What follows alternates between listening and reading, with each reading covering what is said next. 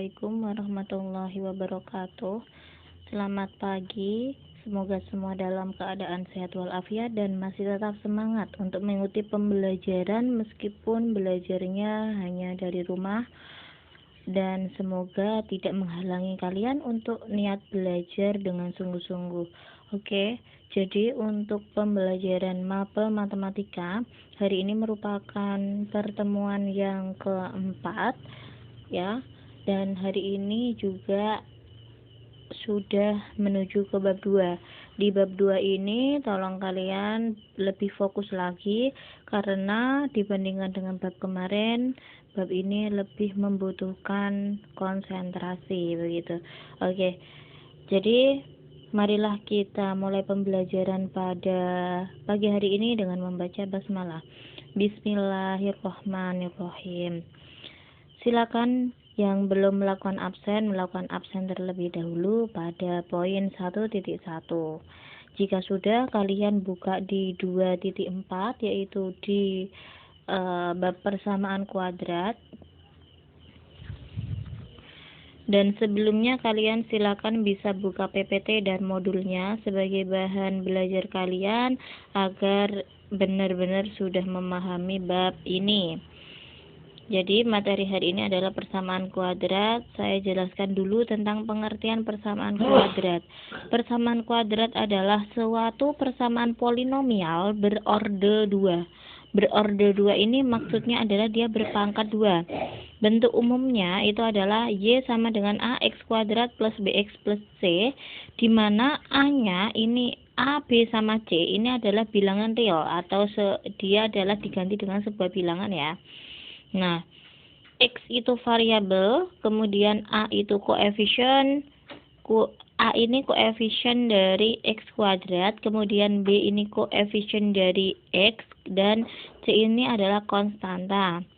Nah, jadi contohnya seperti ini, saya contohkan Y sama dengan X kuadrat min 5X plus 1, misalnya seperti ini. Ini salah satu contoh dari persamaan kuadrat ya. Jadi kita bisa menentukan nilai A, B, C-nya dari sini. A-nya berapa, B-nya berapa, C. A itu adalah koefisien dari X kuadrat. Karena X kuadrat depannya adalah tidak ada angka, kita anggap sebagai A-nya nilainya 1.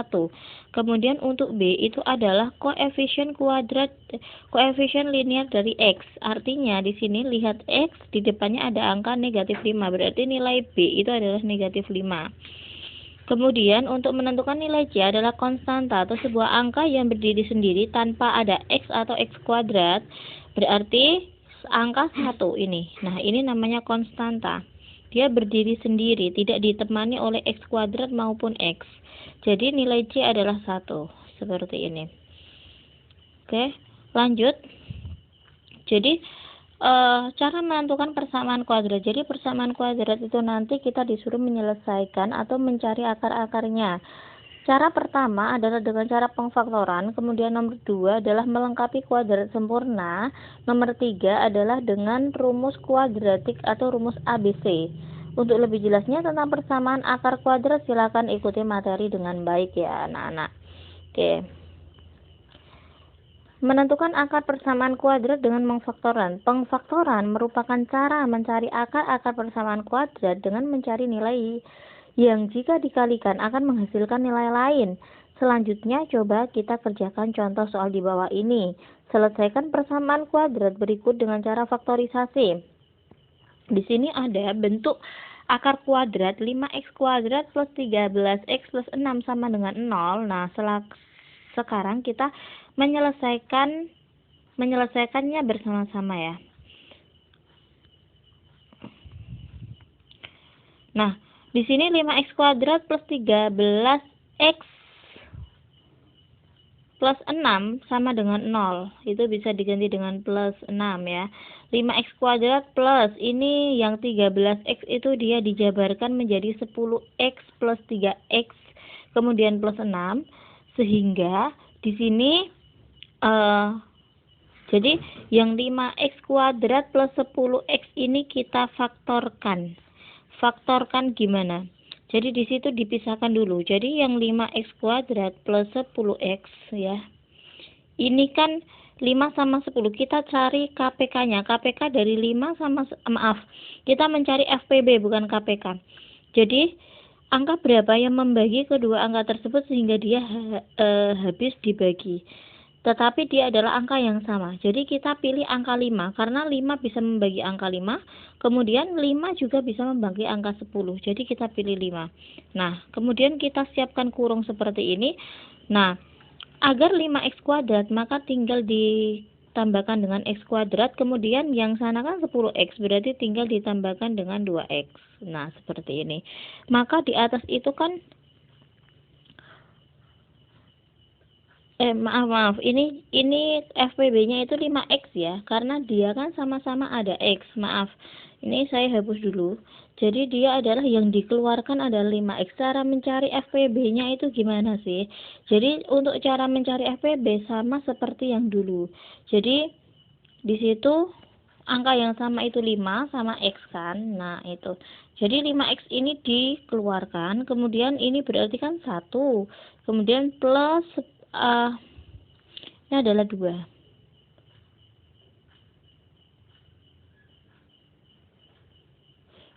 Ini berarti x, ya, ini kan karena x kuadrat. 5x kali berapa agar x kuadrat, berarti kan x. Kemudian 5x kali berapa agar 10x. Jadi di sini adalah 2. Maka sehingga di sini maka di sini jadinya ini 5x, kemudian dalam kurung x plus 2 ini, dari ini penjabaran ini tadi. Kemudian untuk 3x plus 6 ini juga. Jadi kita cari FPB-nya. FPB-nya adalah 3. Kenapa nggak dikasih x? Karena yang 6 ini kan nggak ada x-nya. Jadi cukup kita keluarkan angka 3. Setelah itu 3x. Agar dia ini sudah ada 3, agar menjadi 3x berarti ini dikalikan x. Kemudian 3 kali berapa agar 6, berarti dikalikan 2 sama dengan 0. Nah, sehingga ini kan sama-sama yang dalam kurung sama-sama x plus 2. Jadi 5x plus 3 ini kita jadikan 1 seperti ini, x plus 2 kayak gini. Jadi perkalian bentuknya. Nah, kita punya dua penyelesaian di sini nanti, yaitu 5x plus 3 kita sama dengan 0, sama x plus 2 sama dengan 0 ya. Jadi gini.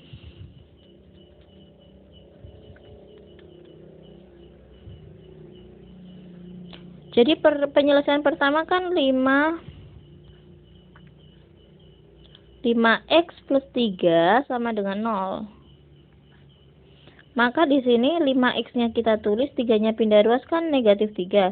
Maka nilai x-nya adalah negatif 3 per 5. Kemudian berikutnya, penyelesaian berikutnya adalah x plus 2 sama dengan 0. Maka ini x, 2-nya pindah ruas menjadi negatif 2. Jadi penyelesaiannya, x yang pertama adalah min 3 per 5, kemudian yang kedua nilai x-nya adalah min 2, atau bisa dikatakan x1 sama x2 itu ya. Jadi HP atau himpunan penyelesaiannya itu adalah min negatif 3 per 5, negatif 2. Seperti itu. Nah, sekarang itu saya contohkan sebuah pangkat kuadrat atau persamaan kuadrat yang dia itu sering banget muncul ya. Jadi yang sering banget muncul itu x kuadratnya punya koefisien 1, itu sering banget muncul. Dan cara mengerjakan biar gampang gimana? Nah, ini saya contohkan dulu ya. X kuadrat min 5x plus 6 misalnya.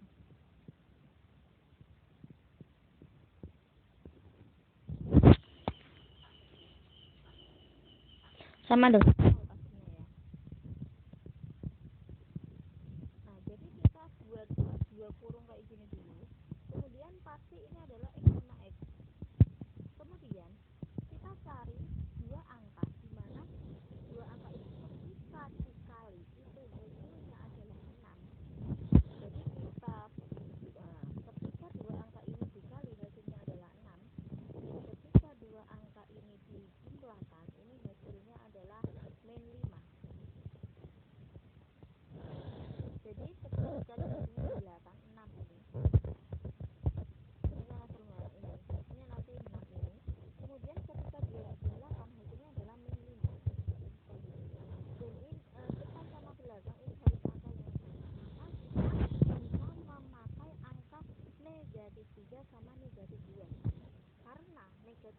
3 kalau dikali dengan negatif 2, jadi di sini kita isi dengan negatif 3, sedangkan ini adalah negatif 2.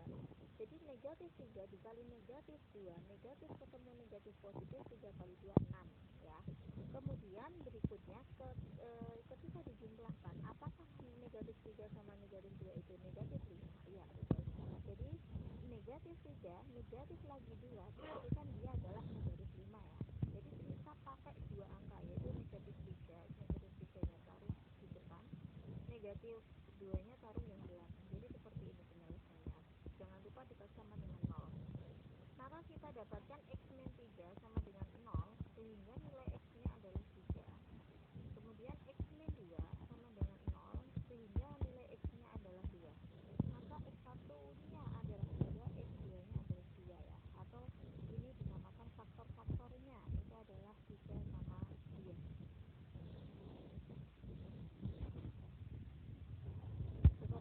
Contoh pemfaktoran itu seperti itu ya.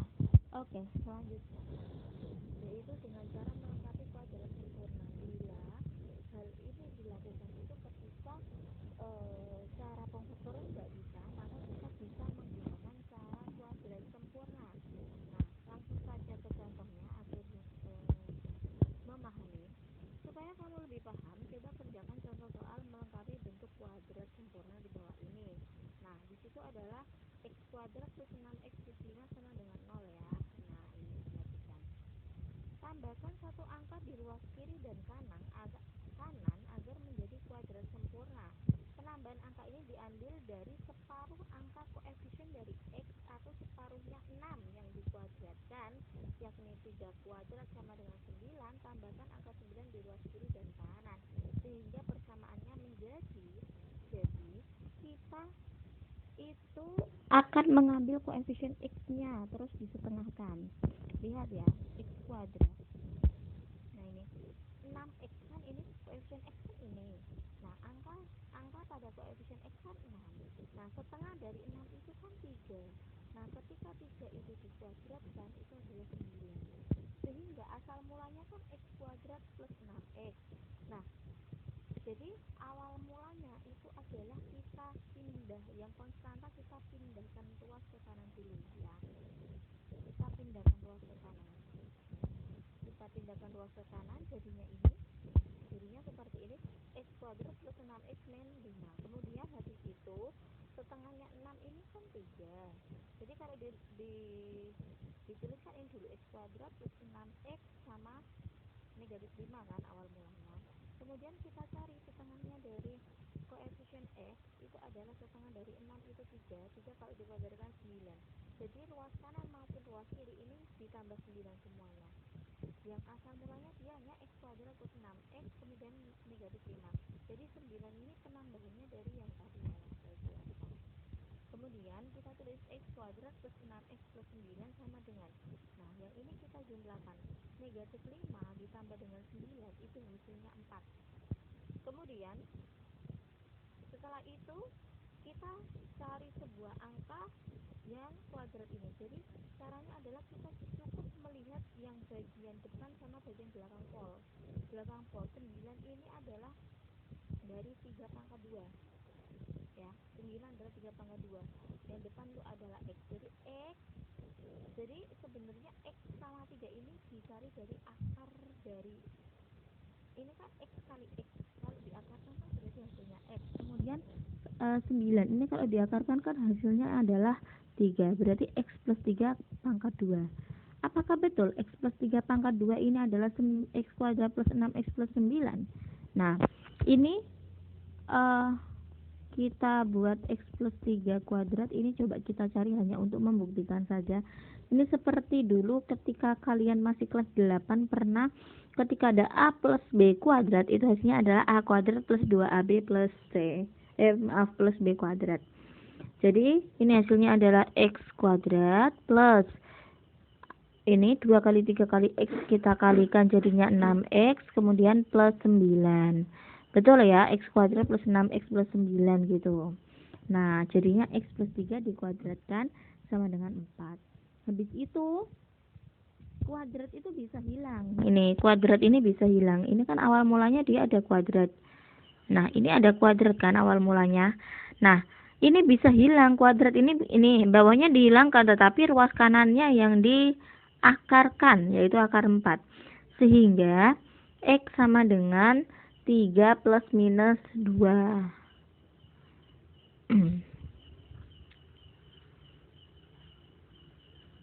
Sehingga di sini ada dua penyelesaian. Yang pertama adalah X-1, kemudian yang kedua adalah X-5, kayak gitu.